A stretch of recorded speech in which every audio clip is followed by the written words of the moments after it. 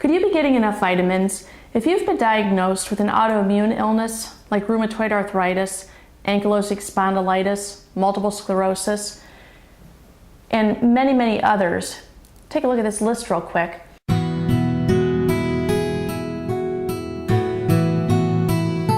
Your intestinal system may not be absorbing enough nutrients. Stay tuned to find out which ones might be most affected, how you can be tested for them, and what to do about it.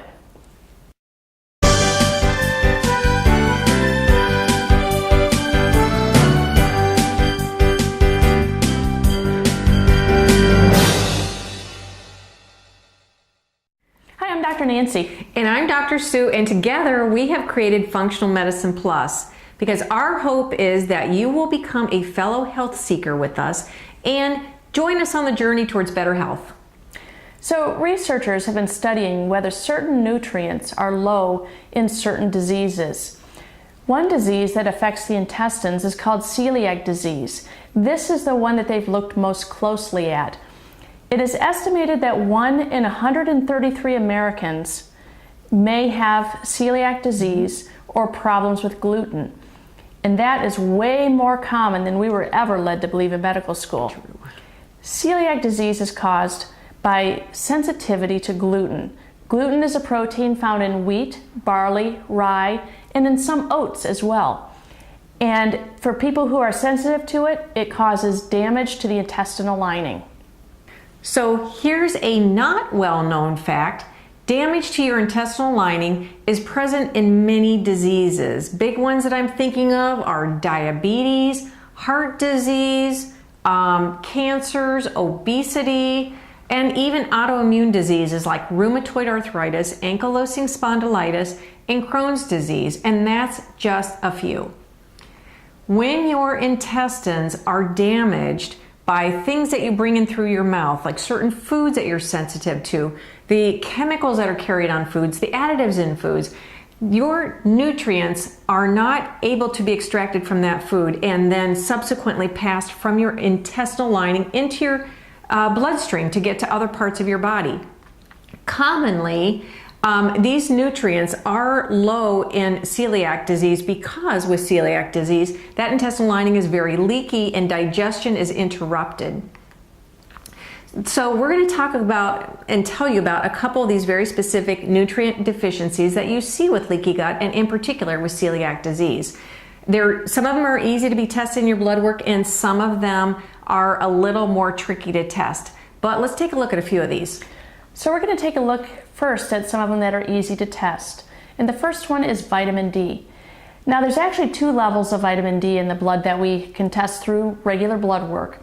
One is 25 hydroxy vitamin D, which is the one that you really want to make sure is tested. The second is 125 hydroxy vitamin D. That is not the one you want. It will not give you the information that you need to make sure that you have the right kind of vitamin D. The idea behind vitamin D is you really want to have kind of middle of the range of what is considered normal to the upper end of normal, according to a lot of the international literature. So for instance, in some labs, the normal value may be from 30 to 80. So ideally, you'd want somewhere mid-range, so about 50, up to maybe 70. And that would be ideal to be able to keep your body going, to create hormones, to keep your brain working well. But each lab is different. Each laboratory that tests your blood is different. So you want to make sure that you check what the normal levels are at the particular lab that you use and use that as your guide. And vitamin B12 is kind of the same idea. You definitely want to maintain a very good range for your brain and your nerves and for a number of other reasons. And in fact, if you want to see more about it, check the link below here. We have a link to our blog on vitamin B12. But again, as Nancy said with vitamin D, you want to be careful about the range. There is a big range of what's considered normal with standard labs, but we are talking about not being normal. We're talking about having optimal health. And to have optimal health, you want that level to be above the mid-range for vitamin B12. That's where we shoot for everybody that we hang out with. So then the next one we want to talk about is folic acid, and that is B9. B9. The reason I bring it up right after B12, and I get to talk about this one also, is that those two are usually kind of connected together in the lab. When you order one, you get the other one reported as well. So it's nice to know what your B9 level or folic acid is as well. Here's the trick with folic acid. You want to take a very specific form, and that's one that starts with the word methyl. Methyl, because that is the most natural form to take, and it's the one that does the most work in your body. It is considered the activated form. So we always shoot for a methyl B9. Another nutrient that can be too low when you have a lot of intestinal damage or have leaky gut is iron. Iron can be easily measured in the bloodstream. You need to be careful though, because you want to make sure you do measure iron before you actually take an additional supplement of it. The problem with iron is it can actually build up in your liver and cause liver damage if you get too much of it. So you want to stick within the safe range and make sure it's tested for if you're going to be taking it. So there are other nutrients that we do find that go a little bit low with leaky gut and celiac disease, and they're a little more difficult to test. One of them, for example, is B6. B6 is also called pyridoxal phosphate, and just like iron, you want to be careful not to take megadoses. It's not always true that more is better. Sometimes less is better. So a dose of about 50 milligrams a day of your B6 is plenty adequate according to the medical literature. And as you go higher, like up to around 200 milligrams, you actually can undermine your health and do some damage to your nerves, the nerves that make things work in your hands and feet and so forth. So be careful with vitamin B6. So some other vitamins that can be low when you have intestinal problems are vitamins A and E, which are both considered fat-soluble vitamins. That means as it's accumulating in your body, it gets stored away in your fat cells. So if you have really high levels that are stored, sometimes that can actually become toxic to you. Though it's hard to reach those levels, you have to be taking really high doses for that. It's best to make sure that you follow the recommendations on the supplements when you're talking about the fat-soluble vitamins. And last, there's zinc and copper. Now, zinc is one of my favorites.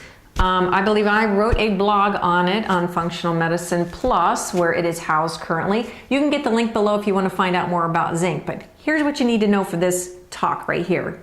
At the moment, you want to know that zinc and copper are in a balance. They're in a balance, and you have to be careful how you take them. There are supplement preparations that have both of them together. But if you just take zinc, and frequently that's what I do periodically, you don't want to take it more than 2 months or so at a time. You want to give your body a rest from it so your copper levels don't go down too low, and that way you'll stay in balance.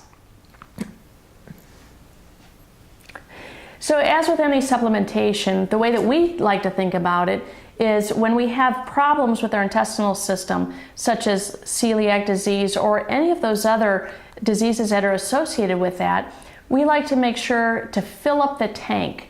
Get enough of the nutrients to be able to allow our body to function the best possible. But it's also important to begin to heal the gut. And by doing so, that allows your body then to take control of what it allows in and what it allows out. The whole idea is to repair and rebuild our bodies, and we need the nutrients that can help us do that. So, like Nancy said, the whole idea is to repair and rebuild. So we need to eat well, because our food is either going to build us up and keep us healthy, or it is going to tear us down and create disease. Don't forget to subscribe to our YouTube channel so you'll be the first to know when we post more videos.